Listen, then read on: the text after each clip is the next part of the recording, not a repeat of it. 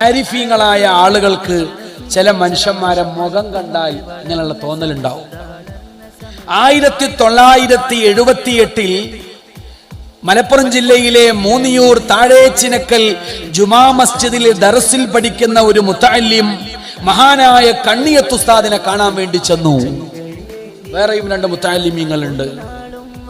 ഈ മുത്തഅല്ലിമീങ്ങളിൽ ഒരാളെ കണ്ടപ്പോ കണ്ണിയത്ത് ഉസ്താദിന് ഈ പറഞ്ഞ അതേ തോന്നലുണ്ടായി. മഹാനവറുകൾ മിണ്ടിയില്ല.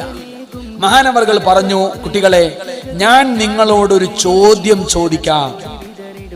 മുത്തഅല്ലിമീങ്ങൾ ദർസിൽ ഓതുന്ന ഇബ്നു മാലിക് തങ്ങളുടെ അൽഫിയയിലെ ഇസ്മുൽ ഇഷാറയുമായി ബന്ധപ്പെട്ട നല്ല ഒരു ചോദ്യം കണ്ണിയത്ത് ഉസ്താദ് ആ 3 മുത്തഅല്ലിമീങ്ങളോടായി ചോദിച്ചു.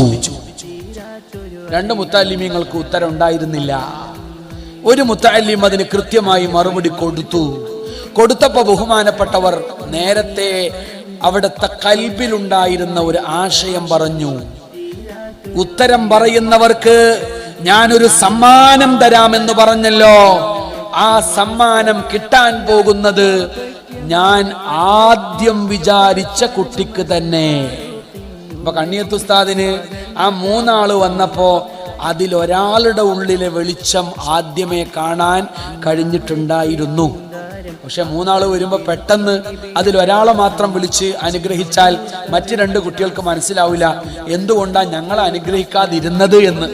അത് മനസ്സിലാക്കി കൊടുക്കാൻ വേണ്ടിയാണ് വെറുതെ ഒരു ചോദ്യം ചോദിച്ചത്.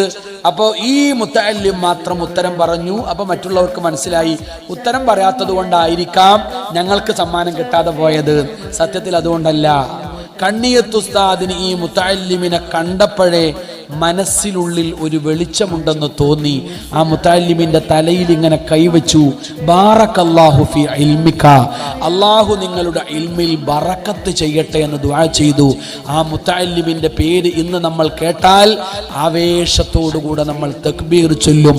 ബഹുമാനപ്പെട്ട സമസ്ത കേരള ജംഇയ്യത്തുൽ ഉലമയുടെ അജയ്യനായ അമരക്കാരൻ സയ്യിദുൽ ഉലമ സയ്യിദ് മുഹമ്മദ് ജിഫ്രി മുത്തുക്കോയ തങ്ങൾ തവ്വലല്ലാഹു ഉംറഹ്.